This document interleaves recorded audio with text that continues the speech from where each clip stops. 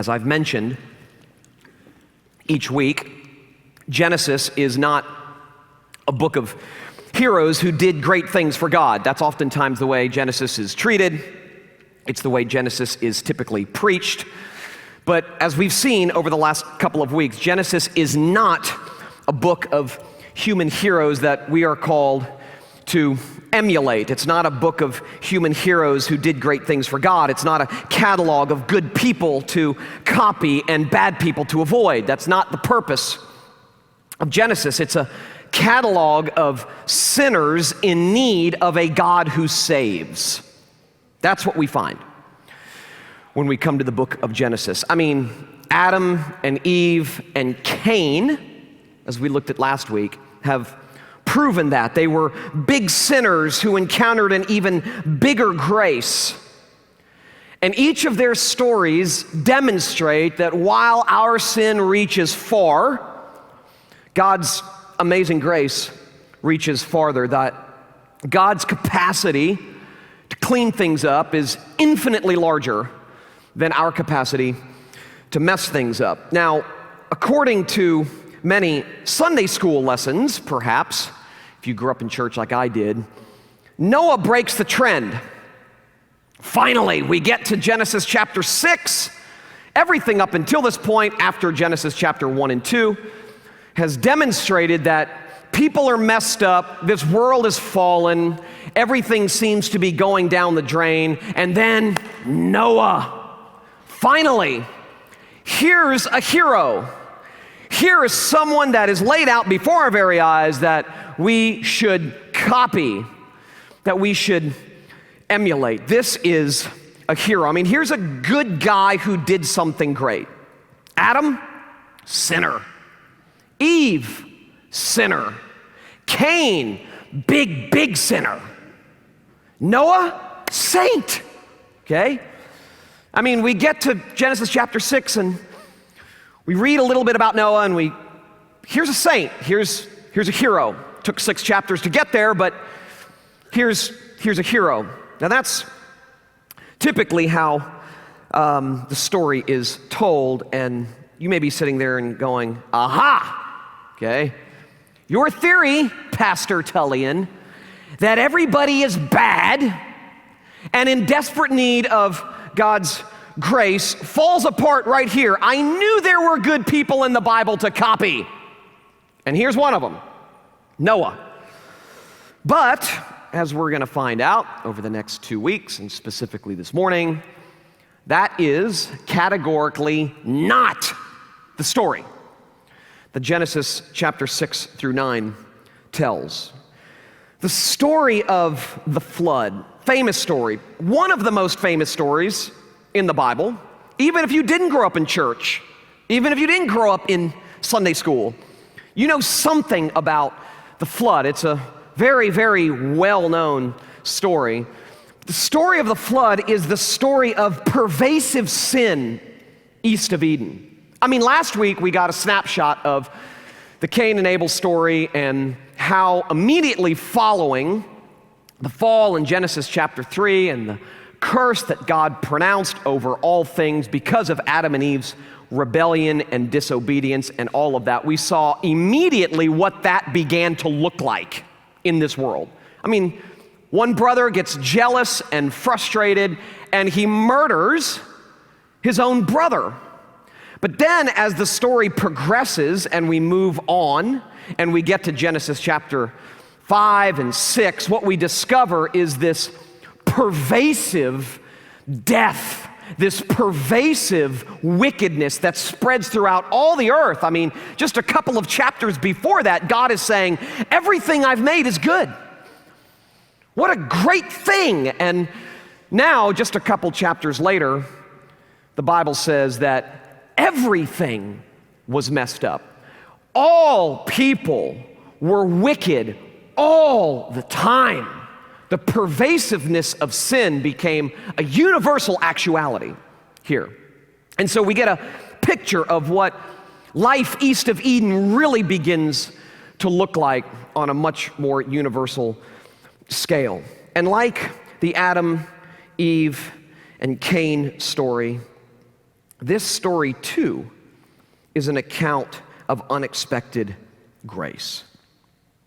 And what we're going to see over the next 2 weeks through this story is that life comes through death. That justification comes through judgment, that forgiveness actually comes through the flood. So there's so much good material here. So much good material here that I want to take both this week and next week to walk through this account. And this week I want to look specifically at Noah. And then next week we'll look more specifically at the flood and what that teaches us. Now, the way I grew up understanding this story is that everyone in the world was bad except Noah.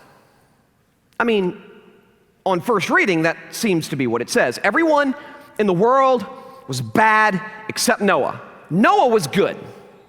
So God is scanning the landscape of this wicked world, a world east of Eden, a world that is in the mire of sin and death. And he identifies Noah, one good guy. Out of the whole wicked lot, he sees Noah. And the way I grew up kind of hearing this is, be like Noah. I mean, Noah is proof that you can be a good man even if you're surrounded by evil. Okay, this was the story we heard a lot as teenagers. Boys, girls, you live in a very wicked world and kids are really, really bad. But the story of Noah demonstrates that you can be a good guy in the middle of badness.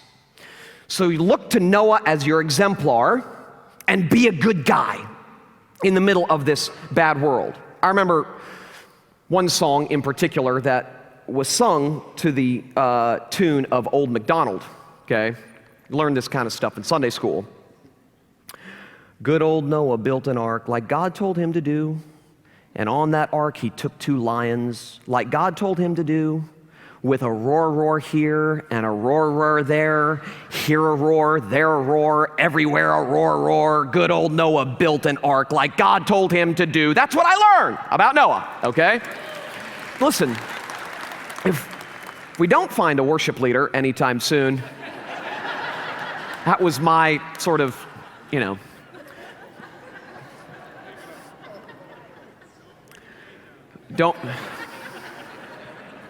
thanks. I'm a holy man called by God to be your pastor. Bolts of lightning come down on those who ridicule the chosen ones like me, okay? I won't quit my day job. Now, I mean, even in a silly little song like that, be like Noah. God told him to do something, he did it. That's the moral of the story. So, children, when God tells you to do something, do it. That's the moral of the story. Now, we can see that, okay? We can learn a lot about the fact that God told him to do something crazy, like build a boat in the middle of the desert, when up until that time it had never even rained before, okay? So build a boat in the middle of the desert and, so Noah does it. We can learn something about that, but that is not the primary focus of this story. And oftentimes what we learn when we go through stories like this is the secondary things become primary. Be like Noah becomes the primary focus of the story, so we miss Jesus altogether, completely. As I said last week about the story of Cain and Abel, so it is true about the story of Noah. This is ultimately a story about Jesus. It's a story of sin and grace. It's a story of desperation and deliverance. It's a storied presentation of the gospel, in other words, that ultimately points to Jesus. Now, on first glance, it may seem that everyone is bad but Noah because of verse 9. Okay, so let's not ignore it. Let's read it. Verse 8, excuse me. But Noah found favor in the eyes of the Lord. Noah was a righteous man, verse 9. In his generation, Noah walked with God. But listen, we'll totally miss an incredibly captivating and beautiful point if we don't read verse 9 in light of verses 5 and 7. Okay, before we get to verse 9, let's be reminded of what it says here in verses 5 through 7 and also 11 and 12. Notice the language. Okay, there are no exceptions here. Wickedness was great. Every intention of the heart of all people was only evil continually. The earth was filled with violence. All flesh had corrupted their way. Okay, and what we normally do is we read Noah as the exception to the rule. But clearly in verses 5 through 7 and then verses 11 and 12, we read that there are no exceptions here. Okay? I mean, every, only, all, big words. Okay, the author of Genesis, ultimately God, wants us to know that there are no exceptions to the evil, to the wickedness, to the pervasive rebellion that existed on the earth at that time. It was universal. There are no exceptions. The text does not say, while almost all were evil, Noah was righteous and he found favor and grace with God because he was righteous. It doesn't say that. It's the way we typically read it. It's the impression that we're often left with. But it doesn't say that everything was bad and everything needed help except for Noah. Noah was righteous. And Noah found favor, Noah found grace with God because he was righteous. Doesn't say that. We're going to look here in a second. The order here is absolutely crucial. It tells us something remarkable about who God is. It tells us something sobering about who we are. And this order is so unbelievably important as we think about the very nature of the Christian life. It doesn't say Noah found favor with God because he was righteous. Like I said last week, salvation is never a consequence of our righteousness. Never.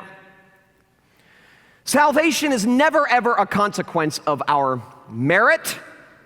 It's never ever a consequence of our goodness.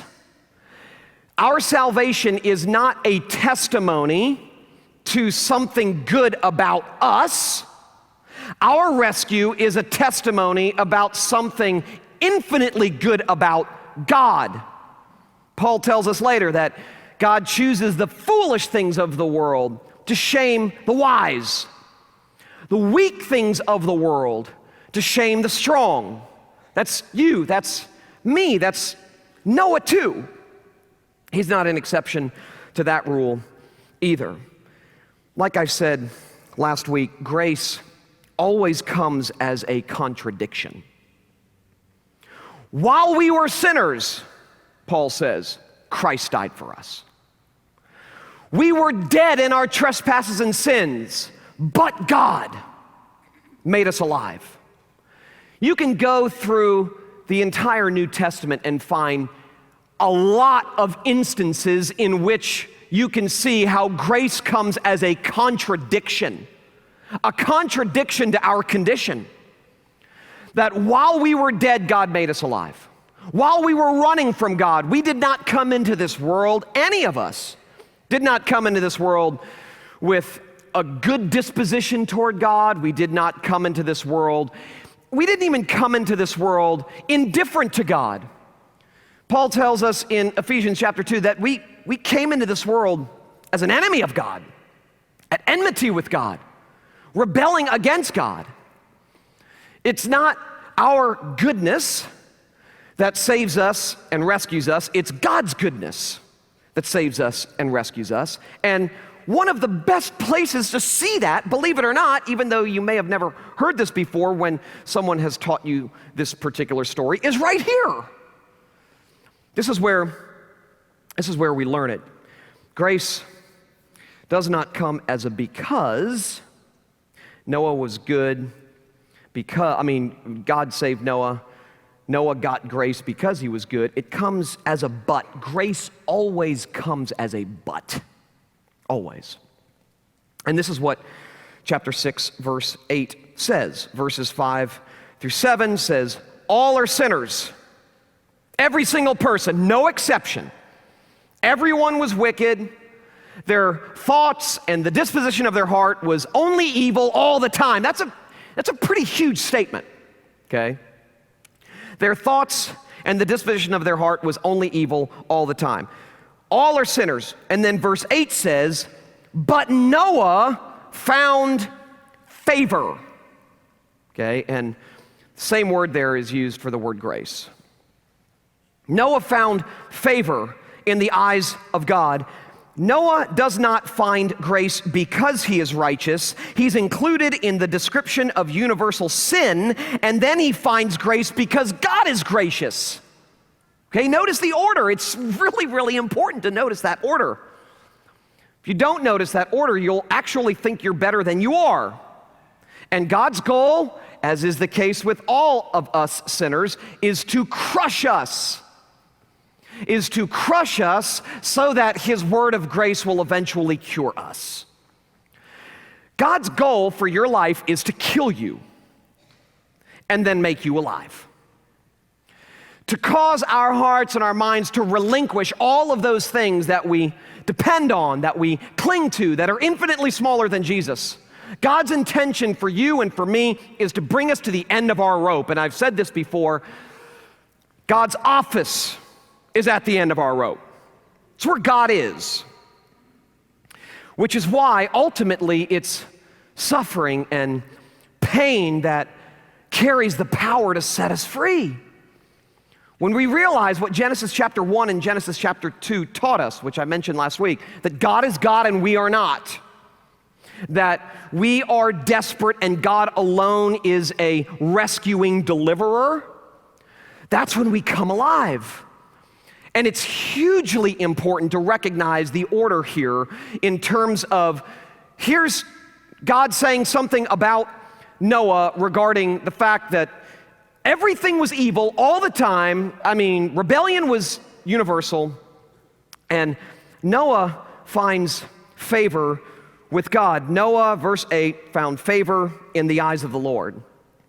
He found favor in the eyes of the Lord. He didn't go out and get favor in the eyes of the Lord. He found favor in the eyes of the Lord. In other words, God condescendingly favored him. Okay? This is descending one-way favoring. I mentioned a couple weeks ago that the very act of creation highlights, showcases the initiating nature of God's grace. And as we make our way through the book of Genesis, what we'll discover is that God always takes the initiative with sinners. Always. God is always the one drawing close to sinners. Which is why I said that the symbol of the Christian faith is not a ladder, it's a cross.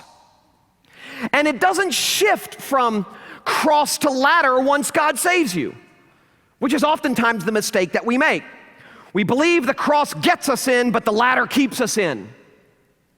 And what we discover here is that God favored Noah, and then look at what comes after God's favoring of Noah. Not what comes before God's favoring of Noah, okay? What comes after God's favoring of Noah. Verse 9 says, Noah was righteous and walked with God, but this is the key to Christianity, okay? This is the key to the Christian faith. It's the key that separates it from every other world religion. Righteousness does not precede and attract grace, okay? That's every other world religion. It's the bottom-up version of religion, not the top-down version, which is unique to the Christian faith. It's the bottom-up version. It's the ladder version of the Christian faith, the version that actually most people in this room, including me, believe. The ladder version. We can say with our minds we don't believe the ladder version, not the climb the ladder version of the Christian faith, but we do, and we will continue to believe that because we're sinners. And at the core of that, as I mentioned 3 weeks ago, is unbelief. That's what sin is. It's failing to believe that the symbol of the Christian faith is a cross. It's failure to believe in a God who comes down. And so we adopt all sorts of versions of how we can go up, how we can impress, how we can showcase our merit in one way, shape, or form, and in the process believe that we are deserving of God's grace. And we believe this, reflexively. You know, good people get good stuff and bad people get bad stuff. As I mentioned a while ago, we believe in karma, okay? You do. The natural heart believes in karma. You know, good things come to those who wait. You'll get yours in the end. I have a friend who's not a Christian. I have a lot of friends who are not a Christian, probably a handful of you. I'm just kidding. Well, not true. It might be true. Anyway, it doesn't matter. That's between you and the Lord. But this friend of mine, his house got broken into this week during the day. Thankfully, his wife and kids weren't there. His house got broken into. And I discovered this by reading his Facebook post. I'm not on Facebook, but I hijack my wife's from time to time to see what all you guys are up to. And so I'm reading this guy's post about the fact that his house got broken into. And he was just unashamedly saying, you know, you got a lot of, I don't know who you are or where you are, but you got a lot of karma coming your way. You know, I find out who you are, I'm going to beat you senseless, you know, blah, blah, blah, blah, blah, all that kind of stuff. And I thought, you know, that's exactly the way I would react. I kind of believe that too, you know, that if you're a bad person, you got some serious bad coming your way. And if you're a good person, like people inside the church, we got a lot of good coming our way, which is one of the reasons Christian people are always surprised by suffering. You know, we're shocked when, as a broken person living with other broken people in a broken world, we're shocked and we call God's goodness into question.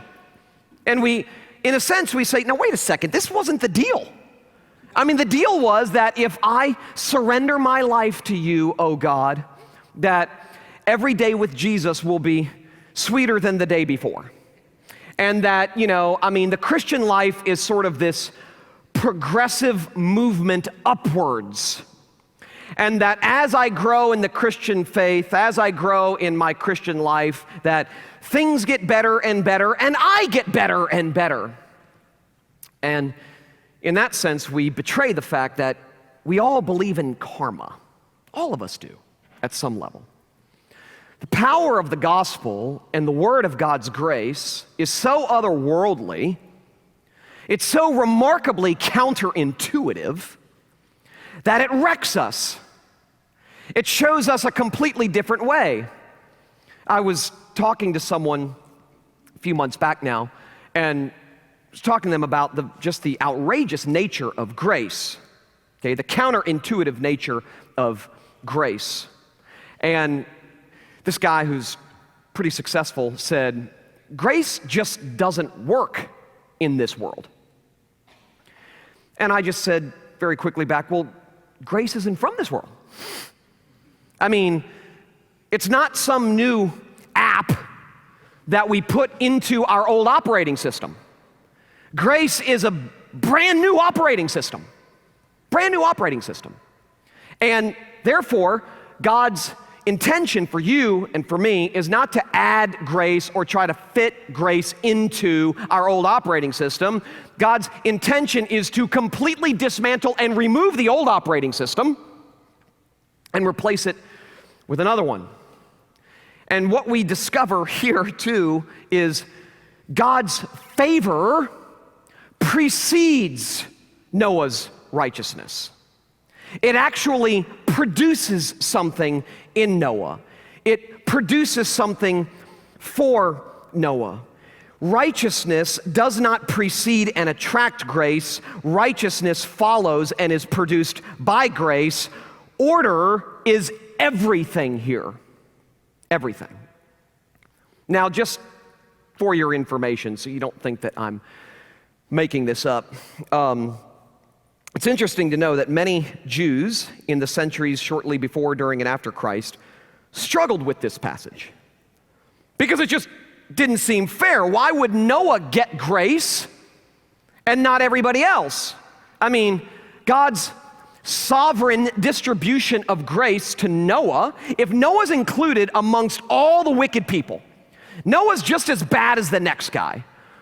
Who does God think he is to distribute grace just to Noah? It just doesn't seem fair at all. Why would Noah receive grace and not others? He gets grace before he is righteous. There must be a reason. Okay, we love conditionality. Conditionality has been a problem that has plagued the human race since Genesis chapter 3. We love if-then. We love conditionality. If you love me, then I will love you back. If you do for me, then I will do for you. And that's what troubled so many people even back then in the centuries shortly before, during, and after Jesus. They wrestled with this story. They wrestled with it because the text was clear. Noah gets grace before he is considered righteous. So they didn't like this idea, but they understood that this story clearly taught that righteousness is not a condition or cause of grace. Righteousness is preceded and produced by grace. This is the point, okay? This is the point. So important. Walking with God does not lead to God's favor. God's favor leads to walking with God. I mean, it's just so obvious here. It's unmistakable. Verse 8 precedes verse 9, okay? God sovereignly distributes gracious favor to Noah, saving favor to Noah, and then verse 9 says, and Noah walked with God. Now, the reason that's so important is because of everything I just said. Walking with God does not lead to God's favor. God's favor leads to walking with God. Grace is effective. Grace affects change. So, just to prove this point, let me just give you a couple of illustrations. Husbands, when do you find yourself wanting to do something nice for your wife? Okay, is it when she has made you one of her projects? Is it when she relentlessly is trying to fix you? Okay. Or does it happen when she's loving you in spite of yourself? When she's loving the broken you, the messed up you? I've used this illustration before, but when my wife, Kim, loves me unconditionally, especially when I'm being a jerk, which happens very, very rarely, okay? Very, very rarely, right, sweetie? Very rarely. When she loves me unconditionally, when I'm being a jerk, that doesn't make me want to be more of a jerk. And you know this to be true. I mean, this is just common sense. We question whether or not God's descending one-way love carries the power to change us. You know, love doesn't carry the power to change. Law does. Give them law. That's what will set hearts right. You know, our kids will never, ever last if we don't spend every waking hour trying to fix them. You know that's not true for you. Certainly not true for our children. It's not true for anybody else that we're in relationship with. When Kim loves me when I'm being a jerk, it makes me sorry for being a jerk, and it makes me want to love her, okay? It makes me say, her love for me is what makes me confront my own jerkness, okay? And realize, oh my gosh, why am I being this way, okay? Why, gosh, honey, would you forgive me? I'm sorry, okay? It actually, her love toward me in my brokenness, in my messed upness, is the power that compels me to love, okay? It's not, you know, I mean, husbands, you know this. You know, when your wives start barking, you kind of tune them out, okay? You know, if I've told you 55,000 times, you know, pick up this, pick up this. You never listen to what I say. You're always, I love those universal terms. You never, you always, you never have. I'm like, I always catch Kim on that. I'm like, all right, now, because I'm a philosophy major in college, I'm like, okay, now let's just dissect the word every, all, and never, okay? But, when does it happen that your heart becomes enlarged? It's when you're getting love when you least deserve it. Okay, parents, same thing. When my parents loved me, I was bad. I went to Westminster, by the way, I didn't make it past the 11th grade, okay, for good reason. I was basically told, listen, you're sure you'll turn out to be good one day, son, but it's just not going to happen here.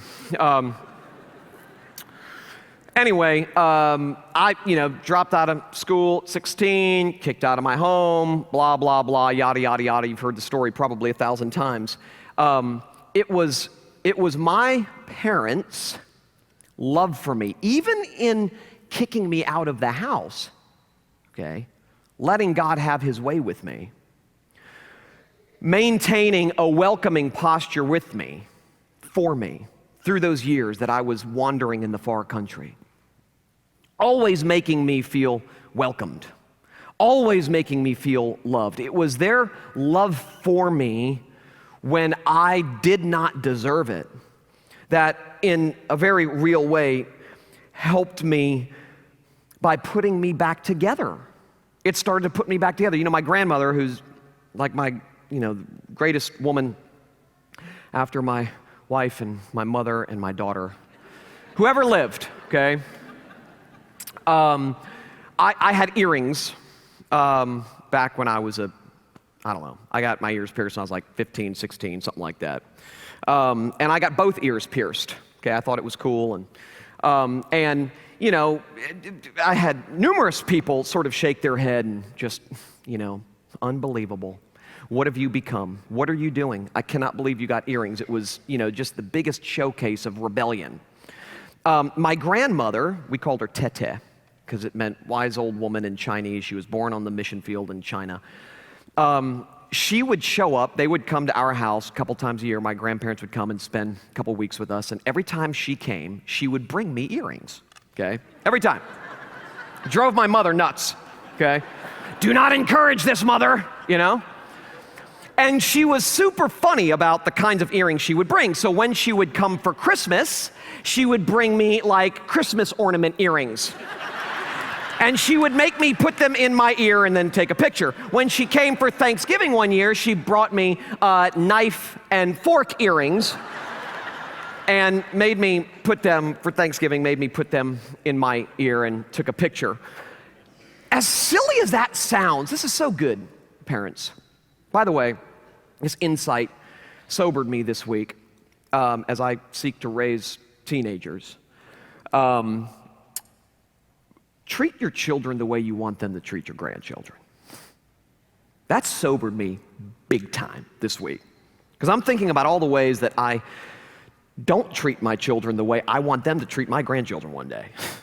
Anyway, so my grandmother, that was just free advice. My grandmother, just that silly little act of kind of downplaying the silliness of the fact that this 16-year-old punk had earrings and just bringing me earrings and laughing about it and, calling me her favorite granddaughter and, that kind of stuff.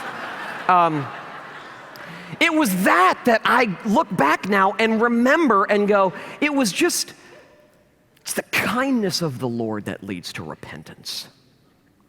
It really is. That's true with you. Think about, if you're a Christian, think about what it was that compelled you to run to God. Think about what it was. I was at the end of my rope. Everything that this world had promised me failed to pan out the way that I had hoped. And after years of drinking deeply from the wells of this world and coming up empty and more thirsty than when the search started, it was It was the kindness of the Lord, the forbearance of God, the unconditional love of God that compelled me to him. It was this gracious hound of heaven who tracked me down. I didn't deserve to be tracked down.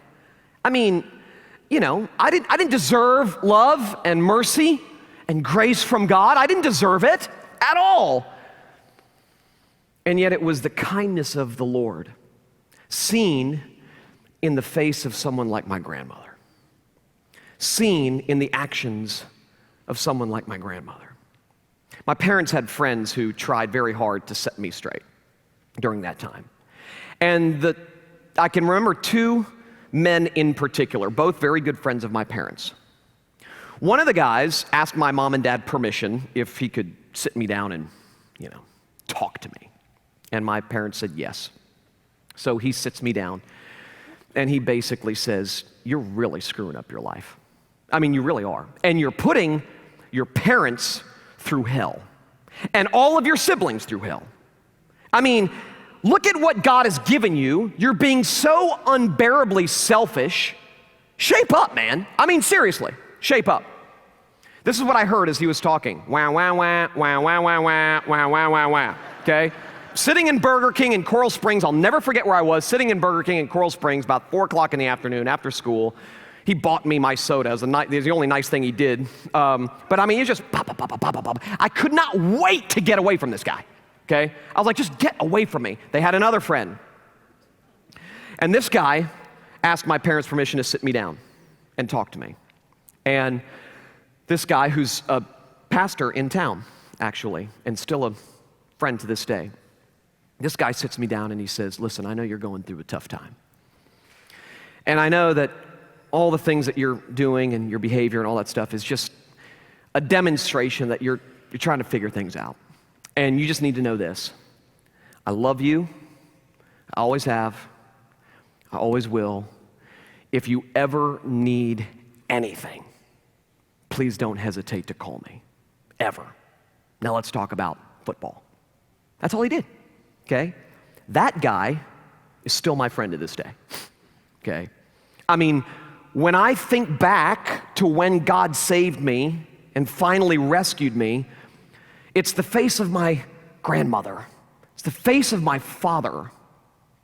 It's the face of this man, this friend of my parents, the tone of his voice, his kind disposition that God used to melt my heart and rescue me and set me free. So it's not true that love can only happen in our hearts when the law is laid down, when we're told what to do.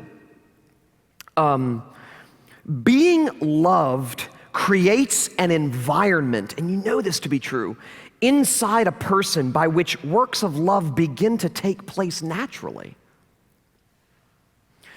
Loving, in other words, is born from being loved. Gosh, you know that to be true. You know that to be true. And the crucial thing in all of this is the order of what happens. What the Noah story shows us is that grace comes before change, and grace is what actually causes change. Okay, that's what we learn. Now, there is a misunderstanding inside the church, and I don't mean inside this church specifically, I mean inside the church universal, and I'm specifically thinking about the church in America. But there is a misunderstanding in the church today that while many seem to be glorying in the centrality of the gospel, we've got a pack of people inside the church who are reveling in the centrality of the gospel, that there's this great resurgence inside the church in the 21st century with regard to a recovery of the gospel. And so there's this fear out there that while it's a great thing that the church is recovering the centrality of the gospel in the life of the church, we are in danger of becoming so focused on that we're becoming carefree when it comes to obedience and following God's lead and that sort of thing. In other words, we're so focused on the goodness of Christ that we're becoming bad. Okay? That's sort of the the argument out there. And while it's good to focus on this, let's not forget this. We need to focus on this as much, or at least close to as much as we focus on this. Okay? Now, as I pointed out a couple weeks ago, in Romans chapter 6, Paul makes it very, very clear that anyone who concludes that grace sanctions and encourages disobedience clearly doesn't get grace. Okay? And then Paul, in Romans chapter 6, answers lawlessness and licentiousness. You remember, okay? He preaches the gospel in Romans 4 or 5, and then he says in chapter 6, verse 1, I know what you're thinking, okay? Shall we sin more so that grace may abound? And Paul says, absolutely not. You clearly don't get it. You clearly don't get the radicality and the hilarity of the gospel that I've just presented. So he answers their question of lawlessness not with law, but with more gospel. I mean, I would imagine it would have been tempting for Paul, as it is with us when dealing with disobedient, licentious people, to put the brakes on grace and give law in that passage, but instead he gives more grace. Doesn't make sense. Grace upon grace. It's like, wait a second, Paul, you've got lawless people. Shouldn't you, lay down the law? And Paul knew that lawlessness happens not to those who believe grace too much. Lawlessness happens to those who believe grace too little. That's why this argument that we got to focus on this, but it doesn't fly. It's not true in reality. I have never, ever met a person who is so deeply gripped by the radicality of God's amazing grace that they then conclude, oh good, now I can go out and do whatever I want. This is awesome. What a deal. Never. This is what I encounter when I hear people say things like, take my life and let it be consecrated, Lord, to thee. That demonstrates to me that now here is someone who is beginning to get it. Why? Because God's amazing love, just like it plays out horizontally, God's amazing descending love to us vertically begets love. It changes things. It changes our heart. So, radical grace, hear me say this, please. Radical grace is not the enemy of radical obedience. It is its fuel. God favored Noah. Next point, cause. God favored Noah. Okay? Effect, and Noah walked with God. It's the way it is in life. It's the way it is in this passage. And isn't it interesting that in Galatians chapter 5, verse 7, parents, this is good to hear. It's good for me to hear. In Galatians chapter 5, verse 7, Paul identifies legalism and not free grace as the obstacle to obedience. We get it backwards, Free grace is the obstacle to obedience. Don't give too much grace, because then people will go all willy-nilly and haywire, okay? That's what we do. That's my fear as a parent. If I love my kids too much, they're going to be terrible. I mean, Paul makes it very clear that it is legalism, not free grace, that's the obstacle to obedience. Why? Because do more, try harder, get it right, free yourself, fix yourself, sends sinners running for the border. Jesus says something else. Come to me, all ye who are weary and heavy laden. All of you who are trying so desperately to find significance and meaning and value on your own. All of you who are so tired from trying to save yourself, establish yourself, justify yourself, validate yourself. Come to me. I mean, my burden is light. My yoke is easy. I've paid the debt in full for weary sinners like you. The pressure's off. You don't need to try and save yourself anymore. That is what compels love. The problem with people who are disobedient, licentious, lawless, all that stuff, their problem is not that they're giving full throat to the imperatives in the Bible. Do this, don't do that. Husbands, love your wives. Wives, submit to your husband. When they're not doing that, okay, It's not because they're failing to give full throat to the imperatives, it's that they're not giving full throat to the indicatives. Jesus has done for you what you could never do for yourself. When a heart gets that, works of love begin to flow. They begin to show themselves. Service to neighbor and love to others begins to demonstrate itself. So, I'll just conclude with this. The gospel is not a story of God meeting sinners halfway. It's not what it is. It's not, God will love us a lot if we love him a little. God will give us a lot if we give him a little. That's not the gospel. The gospel is that while we were yet sinners, Christ died for us. Jesus, John chapter 1, came all the way. The gospel, simply put, is this: the bad get the best, the worst inherit the wealth, and the slave becomes a son. That's the gospel. The only thing we contribute to our salvation and our rescue is the sin that makes it necessary. So the gospel is the bad get the best, the worst inherit the wealth, the slave becomes a son. The Christian life is a love affair with an unlosable lover. Sinners like me are on the receiving end of descending one-way love, and this love for us generates love from us. And that's what we see.